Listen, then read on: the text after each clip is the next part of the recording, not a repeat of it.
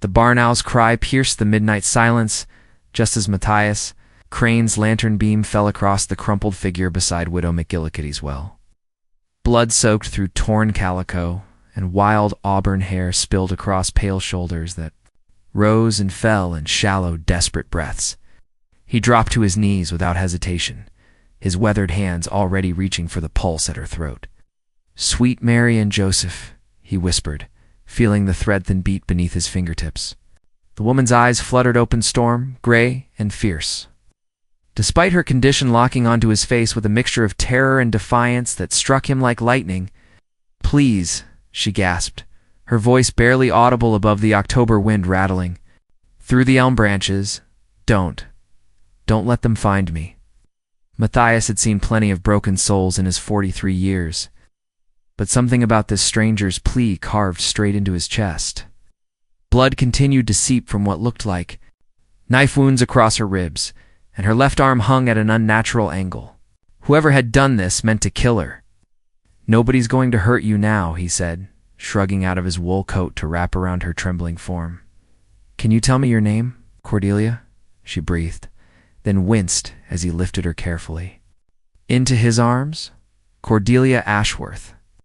The name meant nothing to him, but the fear in her eyes spoke volumes. As he carried her toward his cabin, her head lolled against his shoulder, and he caught sight of rope burns around her wrists, fresh ones that made his jaw clench with fury. Someone had bound her, hurt her, left her to die. His log cabin sat, dark and welcoming just beyond the tree line, smoke still curling from the chimney. Matthias kicked the door open and laid her gently on his bed, then set about building up the fire. The warm glow revealed the full extent of her injuries. 3 deep cuts along her torso, that broken arm and bruises that painted her skin in shades of purple and yellow. "I need to clean these wounds," he said, rolling up his sleeves. "Going to hurt?" Cordelia's eyes found his again, and in them he saw something that made his heart skip, trustful as spun glass but real nonetheless. "You could have left me there," she whispered. "Never crossed my mind." As he worked through the night, cleaning wounds and setting her broken bone with strips torn from his own shirts, Matthias found himself studying her face. Even battered and pale, she possessed a beauty that seemed to glow from within. More than that, though, was the strength he glimpsed in her expression, a will to survive that had carried her through whatever hell she'd escaped. "Who did this to you?" he asked as dawn light began filtering through his windows. Cordelia's fingers found his wrist, gripping with surprising strength. "My husband," she said, and those 2 words contained enough pain to fill an ocean. "Ezekiel Ashworth. He'll come looking for me." Matthias covered her hand with his own, feeling something shift deep in his chest.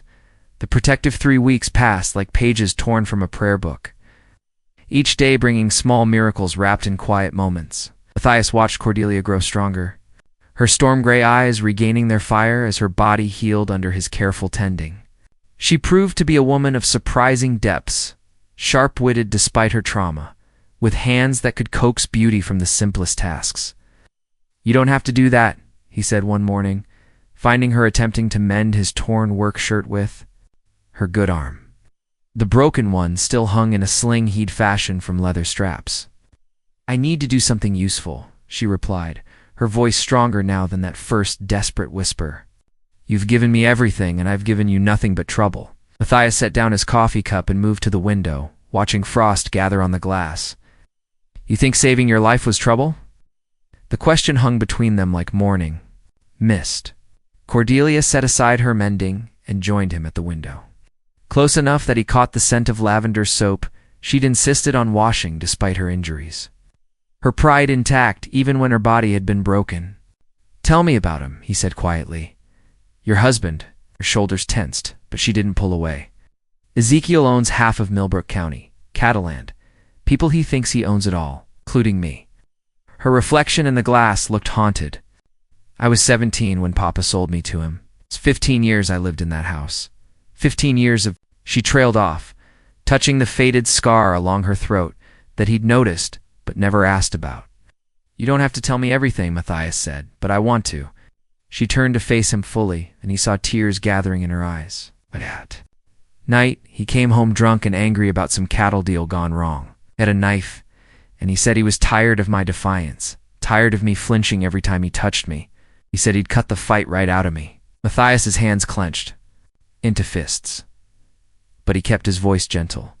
"How did you get away?" "His dog," she said with a bitter laugh. "Old Blue never liked how Ezekiel treated me." When the knife started cutting, Blue went for his throat. In the confusion, I ran, kept running until I collapsed by that well. Stood in comfortable silence, watching the November morning paint the world in shades of gold and amber. Matthias found himself studying the way sunlight caught in her auburn hair, the determined set of her chin despite everything she'd endured. Somewhere in these weeks of caring for her, something had shifted in his heart, something he'd never expected to feel again after Martha's death 5 years prior. "Matthias," Cordelia said softly, "when I'm strong enough, I'll leave. Find somewhere far from here where he can't know." The word came out sharper than he'd intended. "I mean, you don't have to leave, not if you don't want to." "No," she stared at him, searching his face for something he hoped she'd find. "You don't understand. Ezekiel won't stop looking. If he finds me here, he'll kill us both, then we'll be ready for him." The promise felt like a vow, binding him to her in ways that went beyond the simple act of saving her life. In caring for her wounds, he'd discovered his own heart was capable of healing too. That the lonely widower who'd expected to live out his days in solitude had found something worth fighting for. That evening, as they shared a simple supper of venison, stew, and cornbread, Cordelia reached across the table and touched his hand. "Why?" she asked. "Why risk everything for a stranger?" Matthias looked into her storm-gray eyes and saw his future reflected there. "Because you're not a stranger anymore." December brought the first heavy snow, and with it, a cocoon of intimacy that wrapped around the cabin like a warm quilt. Cordelia's arm had healed enough to remove the sling, though she still favored it on cold mornings. More importantly, the haunted look in her eyes had begun to fade, replaced by something Matthias had never dared hope to see: genuine happiness. "You're burning the Johnny cakes," she said, laughing as she rescued the cornmeal cakes from his iron skillet. Her laughter had become his favorite sound, rich and musical in a way that made his cabin feel like a real home for the first time since Martha's passing. "I was distracted," he admitted, watching her move around his kitchen with an ease that suggested she belonged there. She'd taken to wearing one of his old shirts over her mended dress, the sleeves rolled up to reveal slender wrists that no longer bore rope marks. "By what?" she asked, though the blush creeping up her neck suggested she already knew. Instead of answering, Matthias moved behind her, his hand settling lightly on her shoulders. She leaned back against his chest, and he marveled at how perfectly she fit against him. "Cordelia," he said quietly, his lips close to her ear, "I need to tell you something." She turned in his arms, her gray eyes searching his face. "What is it?" "I'm falling in love with you." The words hung in the warm air between them, honest and raw as winter wind. "I know it's too soon, I know you're still healing, but I can't pretend anymore that having you here is just about keeping you safe." Hands came up to frame his face, calloused fingertips tracing the lines around his eyes. "Matthias Crane," she whispered, "I fell in love with you the night you found me. When you could have walked away, but chose to stay." Their first kiss tasted of hope and Johnny cakes, gentle at first, then deeper, as weeks of unspoken longing found voice in the press of lips and the whisper of breath. When they finally parted, Matthias rested his forehead against hers, overwhelmed by the magnitude of what he felt. "Ezekiel will come," she said quietly, the shadow of fear still lingering despite the joy in her eyes. "When the snows melt, he'll come. Let him come." Matthias's voice carried a steel she'd never heard before. "This is my land, Cordelia, my home, and if you'll have me, you're my woman now. I'll not let any man take you from me." Again, fierce and desperate, as if she could pour all her gratitude and love into that single moment. "I'll have you, Matthias Crane. God help us both, but I'll have you." That night, as snow continued to fall outside their windows, they made love for the first time, tender and careful, honoring both her healing body and the precious trust she placed in his hands. Afterward, she lay curled against his side, tracing patterns on his chest with her fingertip. "I never knew it could be like this," she whispered into the darkness. Gentle, wanted. Matthias pressed a kiss to the crown of her head, breathing in the scent of her hair. "Every day for the rest of my life, if you'll let me." "Promise me something," she said, lifting her head to meet his eyes in the firelight. "When Ezekiel comes in, he will come. Promise me you won't let him take me back alive." The request hit him like a physical blow. "Cordelia, promise me." Her voice carried an urgency that made his chest tight. "I won't go back to that life. I won't survive it again." He cupped her face in his hands, thumb brushing away a tear he hadn't seen fall. "I promise you'll never have to go back. But not. Because I'll let you die, because I'll make sure he's the one who doesn't leave this mountain alive." She nodded, seeming satisfied with his vow, and settled back against his chest. Outside, the wind howled through the pines, but inside their small cabin, wrapped in each other's arms, they found a peace that felt almost sacred. Neither of them slept much that night, too aware of how precious and fragile their newfound happiness might prove to be. Spring arrived early that year, melting away their winter sanctuary with ruthless efficiency. By mid-March, the mountain trails were passable again, and with them came the constant tension that settled in Matthias's shoulders like a yoke. Every morning brought the possibility that this might be the day Ezekiel Ashworth came calling. "He knows about you now," Cordelia said one evening, setting down a letter that had arrived with the traveling preacher. Her hands trembled slightly as she passed the paper to Matthias. Someone in town must have talked. The letter was brief and written in a hand that looked like it belonged to someone accustomed to having his words. "Obeyed, Crane, I know you have. My property, return her undamaged by month's end, or face the consequences." E. Ashworth. Matthias crumpled the paper and threw it into the fire, watching the edges curl and blacken. "Property," he spat. "Like you're a piece of livestock." "To him, I am." Cordelia moved to the window, staring out at the valley below where wildflowers were beginning to dot the meadows with color. "Matthias, maybe I should know." He crossed to her, taking her shoulders in his hands. "We've been through this. You're not going anywhere." Over the following weeks, Matthias began preparations that would have seemed excessive to anyone who didn't know Ezekiel Ashworth's reputation. He cleaned and oiled his rifles, checked his ammunition stores, and began setting snares and pit traps along the most likely approaches to his cabin. Cordelia watched these preparations with growing anxiety, though she helped where she could. "Tell me about his men," Matthias said one afternoon, as they reinforced the cabin's shutters with iron brackets. 6, usually. Maybe 8 if he's serious. "About this." Cordelia handed him another bracket, their fingers brushing in the exchange. "Nolan Creek is as foreman mean as a rattlesnake and twice as quick. Then there's the Hartwell brothers, both of them killers. The others are just hired guns, but they're good at what they do." Matthias nodded, filing away the information. "What about Ezekiel himself?"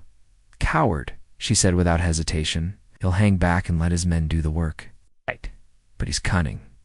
"Matthias, don't underestimate him just because he won't face you directly."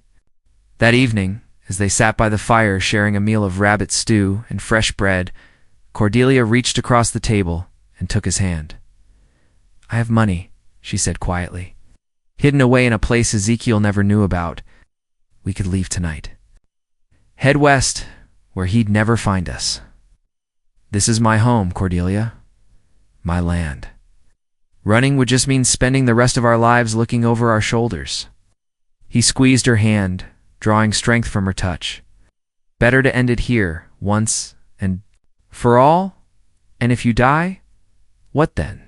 Then you take that hidden money and you run as fast and far as you can." He brought her hand to his lips, pressing a gentle kiss to her knuckles. "But I don't intend to die. I intend to make you my wife and live long enough to watch our children play in that meadow down there." The word children hung between them, a promise of futures neither had dared imagine before finding each other. Cordelia's eyes filled with tears, but she smiled through them. "Our children?" "As many as you'll give me," he said, meaning every word.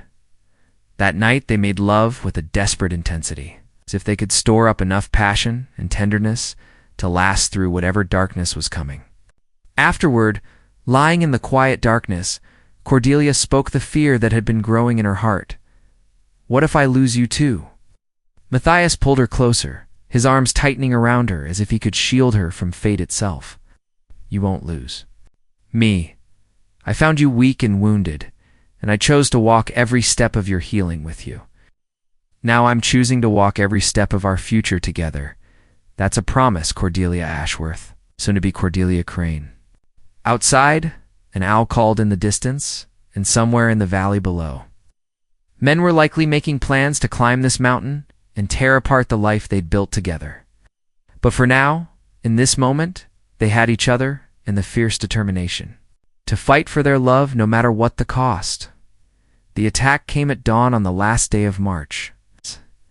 Just as Matthias was banking the coals for the morning fire, the first rifle shot shattered the cabin's front window, sending glass cascading across the floor where Cordelia had been kneading dough for biscuits. She dropped to the floor without being told, crawling toward the rifle Matthias had positioned by the back door.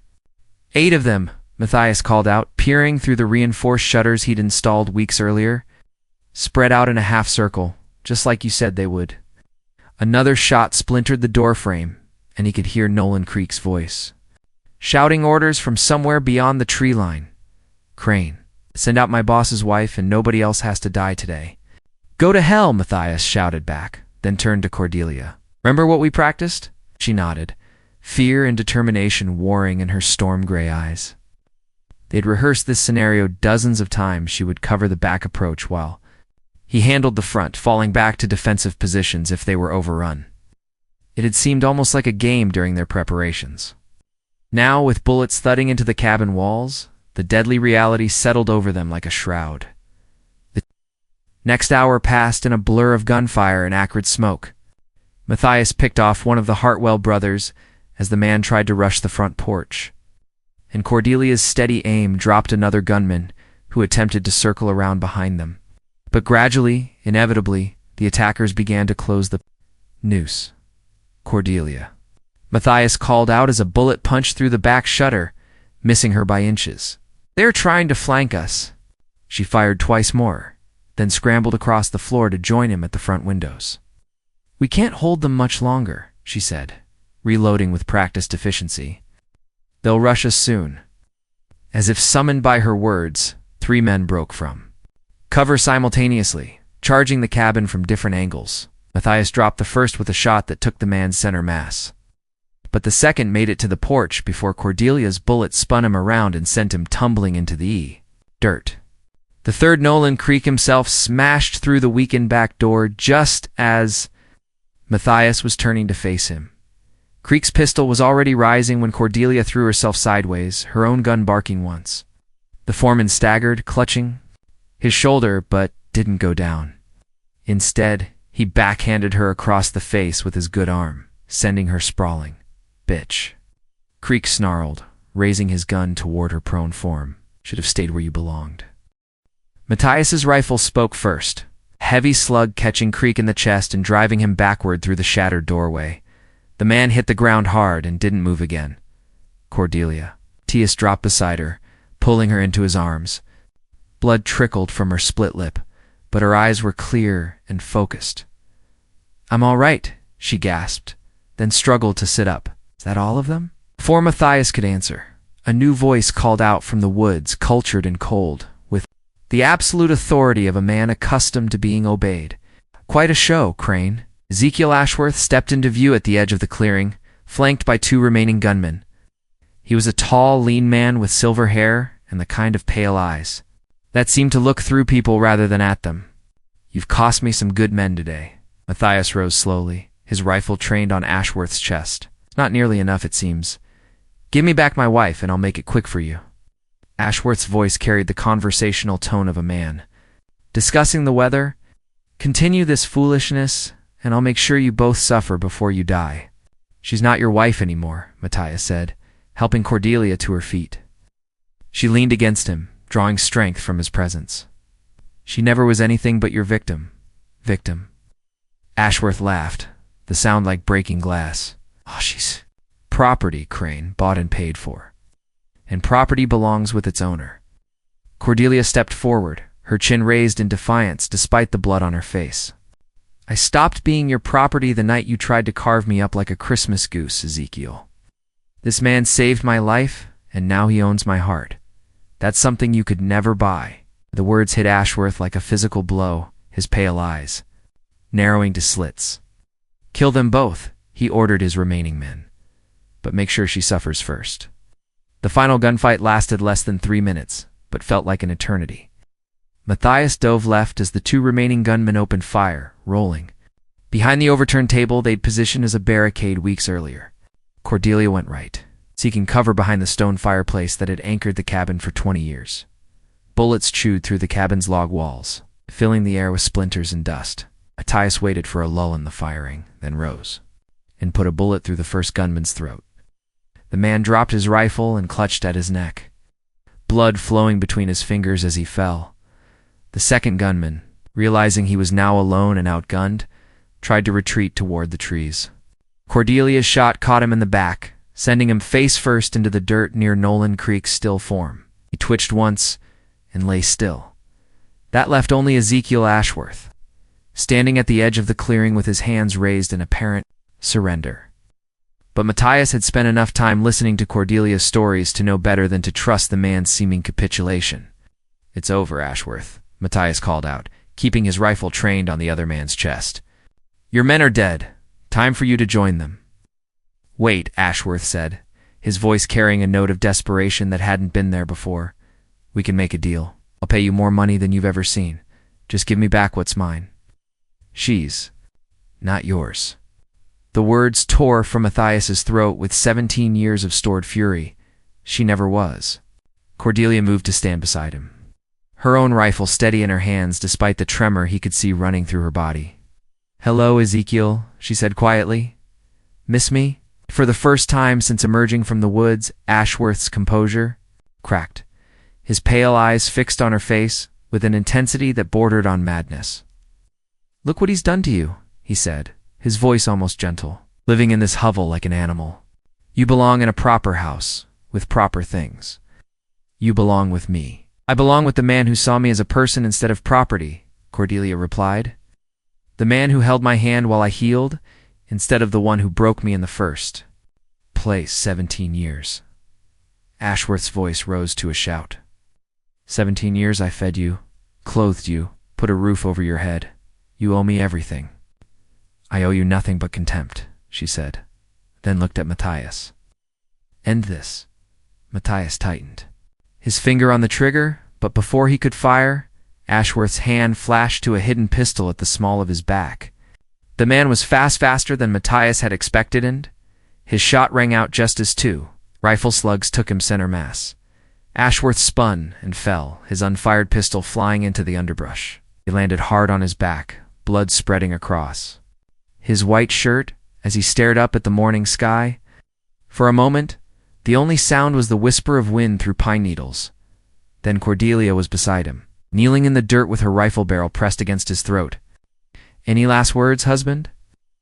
Ashworth's lips moved, but only blood came out. His pale eyes, fixed on her face, held a mixture of rage and something that might have been regret. Then the light went out of them, and Ezekiel Ashworth was still. Cordelia remained kneeling for a long moment, staring down at the man who had owned and brutalized her for 17 years. When she finally rose, tears were streaming down her face, not of grief, but of relief so profound it shook her entire body. It's over, Matthias said, pulling her into his arms. It's finally over. She clung to him, her face buried against his chest as 17 years of fear and pain poured out in great wrenching sobs. He held her through it all, one hand stroking her hair, while the other kept his rifle ready in case any of them.